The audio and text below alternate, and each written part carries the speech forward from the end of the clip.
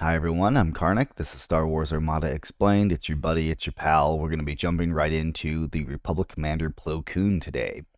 So Plo Koon, if you look in front of their name, you'll see a little dot or bullet point, signifies that they are unique. You can only ever have one Plo Koon in your fleet, whether that be, in this case, the commander, or there's also a squadron version. It doesn't matter, you can only bring one Plo Koon, you can't bring both.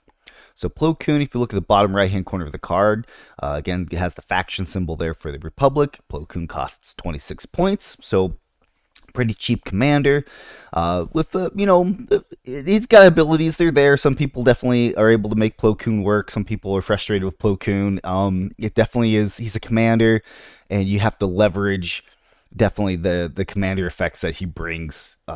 I personally am not a big fan of Plo Koon, but let's get into the card effect. We're not here to debate about if they're good or not, right? All right, so a friendly squadron is attacking, or excuse me, while a friendly squadron is attacking a ship that is at distance 1 to 3 of a friendly ship, the attacker may add one blue die set to an accuracy icon to its attack pool. That die cannot be rerolled or changed. The second part of this card is friendly squadrons without adept gain grit while they're at distance 1 of a friendly squadron with adept. So there are two parts to Plo Koon's commander abilities, which is pretty unique. So the first part is, again, that, while attacking, if your squadron's attacking the ship, if it's within the distance there, you can add a blue die set to an accuracy icon to your attack pool for your squadron. That's pretty, a lot of people look at them like, oh, that doesn't seem that useful, and it really is pretty helpful, and I'll get into the reason why for that after going through the card.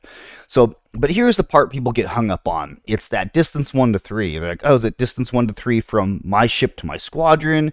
Is it from the enemy ship to my friendly ship? So if you break down the wording, again, take it step by step. So while a friendly squadron is attacking a ship, okay, that's the first part. I have a friendly squadron, it's attacking a ship, the enemy ship is defending, all right. So then the next part, so again, while a friendly squadron is attacking a ship that is, and this is the important distinction that classifies where you range from, that is at distance 1 to 3 of a friendly ship.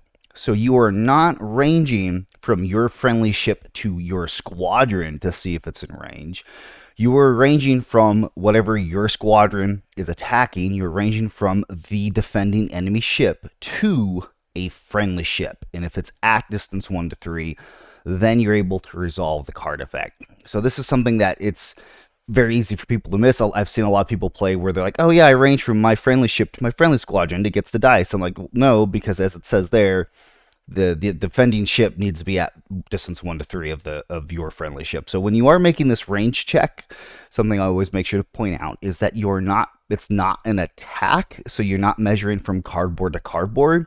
This is an effect check. And in almost all cases for an effect check, you're ranging from the closest point to closest point, which is the plastic base to plastic base. Do not measure from shield dials or the shield frames.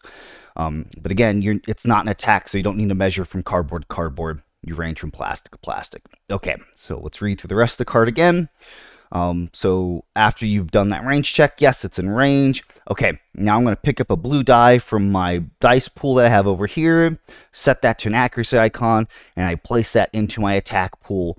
Boom. And then that die cannot be rerolled or changed. And this affects both the attacker and the defender.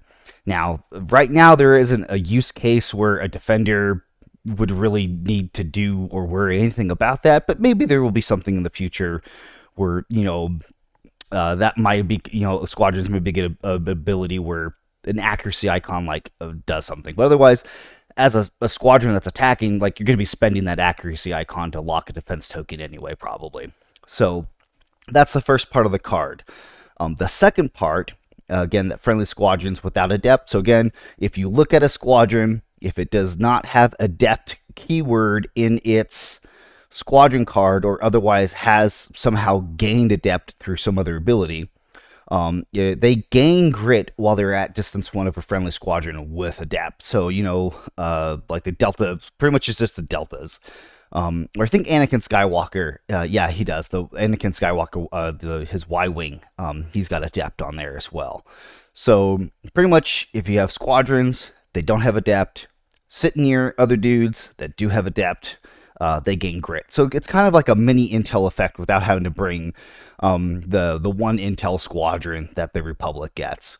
So to go through both of these abilities, that second part there that you gain grit while you're in your depth ships has that can be helpful definitely in some situations, especially if you're bringing like Y-wings or bombers, or you've got torrents and you kind of want them to pop around to keep escorting things. Like, yeah, I can see use cases for that, but you're not bringing Plo Koon for that effect, the second effect, which is the weaker effect.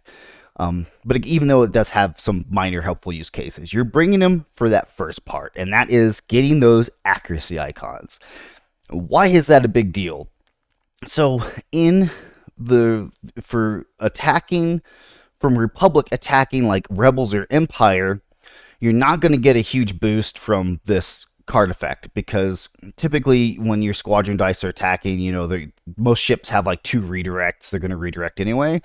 But when you're attacking other Republic ships or other separatist ships, they typically only have 1 redirect token, right? So, or a salvo token. So if you're attacking with your squadrons and you don't want them to redirect that damage away, you just lock that redirect token, and then bam, you're smacking that whole zone that you want to hit every single time.